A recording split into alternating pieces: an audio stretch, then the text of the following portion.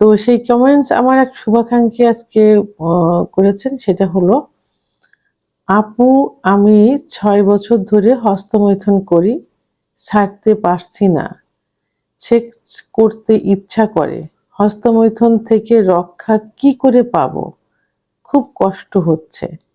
দেশের এবং প্রবাসের ভাই বোনদের প্রতি সালাম।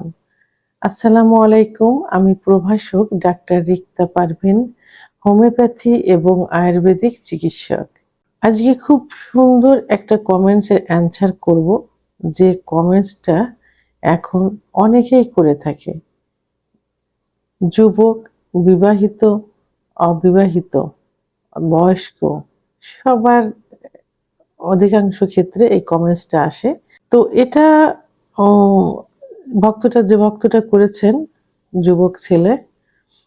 তো যুবক ছেলেদের সাধারণত যখন বয়স যৌবনটা শুরু হয়, শুরুর থেকেই পরিবেশের কারণেই হোক, ফ্যামিলিগত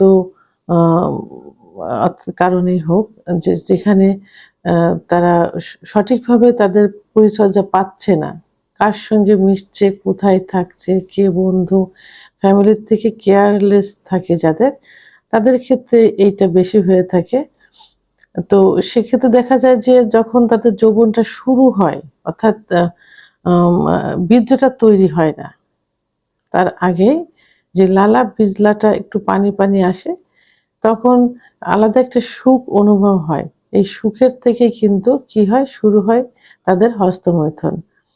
তো এটা 9, 10, 11, 12 বছর পর্যন্ত তারা এইভাবেই করতে থাকে। সাধারণত 12 বছরের পরে যেই বীর্যটা তৈরি হয়, তখন সেই সুখের অনুভূতির থেকেই তারা হস্তমৈথুন করতে থাকে। এটা নেশায় পরিণত হয়ে যায়। কিন্তু হস্তমৈথুন কিন্তু ইসলামের দৃষ্টিতে সম্পূর্ণ নিষিদ্ধ। এই বাচ্চা ছেলে যারা যৌবন শুরু হবে, তারা তো এই সম্পর্কে ধারণা তাদের নেই যে ইসলামের দৃষ্টিতে এটা নিষিদ্ধ। তো এটা ফ্যামিলিগতভাবে যদি সেভাবে তাদেরকে গড়ে তোলা যায়, তাহলে কিন্তু এই ধারণাটা তাদের ভিতর চলে আসে। যদি ইসলামিকভাবে তো তাদেরকে মানুষ করা যায়, যারা মুসলমান তাদের জন্য, তো এটা নেশায় পরিণত হয়ে যায়।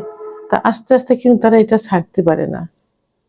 অনেকের দেখা যায় যে বিয়ে হয়ে গেছে, ওয়াইফ কাছে আছে, তারপরেও কিন্তু তারা সুযোগ খোঁজে কখন ওয়াইফ একটু ঘুমোবে, কে বাইরে যাবে, কি বাবার বাড়ি যাবে, তখন হস্তমৈথুন করবে। এমন কিছু রুগী পাওয়া গেছে, মানে স্ত্রীও এসে বলে, স্বামীও বলে যে স্ত্রী জেগে আছে, স্ত্রী দেখছে, তারা ওয়াশরুমেও গিয়ে হস্তমৈথুন করছে, স্ত্রী বুঝতে পারে। আবার এমন কিছু ঘটনা ঘটে যেখানে স্ত্রীরা নিজেরাই বলে, কি তার হাজবেন্ডও বলে যে সে সহবাস করে না, স্ত্রী স্ত্রী নিজেই তাকে মৈথুন করে দেয়, স্বামীকে মৈথুন করে বীর্যপাত ঘটিয়ে দেয়। তাহলে কি নেশা এটা? এই নেশা যারা মদ্যপান, ধূমপান করে, এই নেশার থেকেও কিন্তু কঠিন নেশা। আবার অনেকে চাকরির সুবাদে বাইরে থাকে, তারাও বলে যে স্ত্রীর কাছে থাকে না, বাসায় যাইতে পারি না, হস্তমৈথুন ছাড়তে পারছি না। এটা যে শুধু এটা এমনও দেখেছি যারা মানে পুরাপুরি ইসলামিক নিয়ম মেনে চলে, তারাও কিন্তু তারা এই অভ্যাসে পরিণত। যাই হোক, এরকম অনেকেই আসছে। আবার বয়স হয়ে গেছে, তারাও, স্ত্রী আছে, বয়সও হয়ে গেছে, 50-এরও বেশি হয়ে গেছে, 60ও হয়ে গেছে, এরকম বৃদ্ধও আছে, তারাও এই নেশায় আসক্ত থাকে, ছাড়তে পারে না। কিন্তু এই যে হস্তমৈথুন যদি এভাবে করতে থাকে, তাহলে যৌন অক্ষমতা কিভাবে আসে এদের? কারণ লিঙ্গের ভিতরে কিন্তু কোনো শিরা নেই, আছে শুধু মাংস এবং রক্তনালী। এই রক্তনালীর ভিতর দিয়ে যত বেশি রক্ত চলাচল করবে, লিঙ্গ তত বেশি বড় হবে, মোটা হবে, শক্ত হবে। কিন্তু হস্তমৈথুন যখন নেশায় পরিণত হয়, অতিরিক্ত করা হয়ে যায়, তখন এই শিরাগুলো সংকুচিত হয়ে যায়। এর ভিতর দিয়ে ব্লাড সার্কুলেশন, অর্থাৎ রক্ত চলাচলটা বাধাগ্রস্ত হয়, যে কারণে লিঙ্গ কি হয়, নিস্তেজ হয়ে যায়, আগামোটা গোড়া চিকন হয়ে যায়, শিরাগুলো ভেসে থাকে, একদিকে বাঁকা হয়ে থাকে, ইত্যাদি। তো এই হস্তমৈথুন অনেকে যখন তারা এটা বুঝতে পারে যে এটার জন্য, যেমন আমার এই শুভাকাঙ্ক্ষী বুঝতে পারছে যেটার কারণে সমস্যা হচ্ছে, যে কারণে সে এমনি একটা সাজেশন চেয়েছেন বা চিকিৎসা চেয়েছেন। এরকম সবাই অ যখন বুঝতে পারে তখন সেটা ছাড়তে চায়। কিন্তু নেশায় পরিণত হয়ে গেলে আর ছাড়তে পারে না। তো এই ক্ষেত্রে কি করতে হবে? এই ক্ষেত্রে প্রথমত নিজেকে কন্ট্রোল করতে হবে যে আমি এটা আর করব না, এটাই এই ক্ষতি হচ্ছে। যদি এইটা এটা নিজেকে মনে, মনে করতে হবে, কন্ট্রোল করতে হবে। এরপর কি করতে হবে? ধর্মীয় অনুশাসনগুলো মেনে চলতে হবে। কারণ ওই দিনে যদি ৩-৪ বার হস্তমৈথুন করা যায়, সে কিন্তু পাক পবিত্র থাকলো না। আর পাক পবিত্র না থাকলে নামাজ হবে না, কোথাও যেতে বাধাগ্রস্ত হবে, কোনো কাজ করা যাবে না নাপাক অবস্থায়।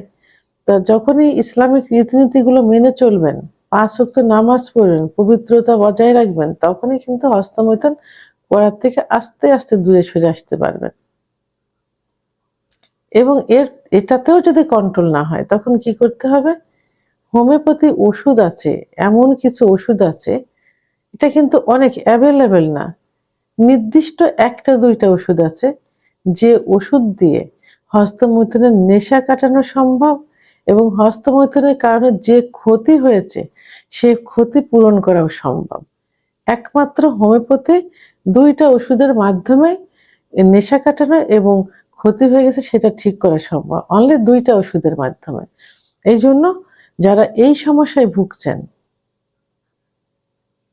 যারা স্ত্রীকে সুখ দিতে পারছেন না, স্ত্রীর থেকে লুকায়ে থাকছেন, আলাদা বিছানায় থাকতে হচ্ছে, স্ত্রীর কাছে লজ্জিত হতে হচ্ছে। একটা সময় পরিবারের লোক জানবে, শ্বশুরবাড়ির পরিবারের লোক জানবে, সমাজ জানবে, তখন কিন্তু বন্ধু সার্কেল জানবে, তখন কিন্তু মুখ দেখানোই দায় হয়ে যাবে। আর স্ত্রী তো নিজের থেকে সরে যাবে, পরকীয়া করবে। একটা সময় কি হবে?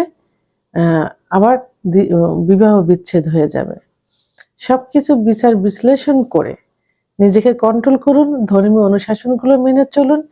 সর্বশেষ যদি কিছুতেই না হয়, অবশ্যই একজন অভিজ্ঞ সম্পন্ন রেজিস্টারকৃত হোমিওপ্যাথি ডাক্তারের শরণাপন্ন হতে হবে। সর্বোপরি যদি আমার চিকিৎসার প্রয়োজন হয়ে থাকে, ভিডিওর স্ক্রিনে আমার নাম্বার দেওয়া আছে, আমার সঙ্গে যোগাযোগ করতে পারেন। ইনশাআল্লাহ ভালো একটা চিকিৎসা দেওয়ার চেষ্টা করব।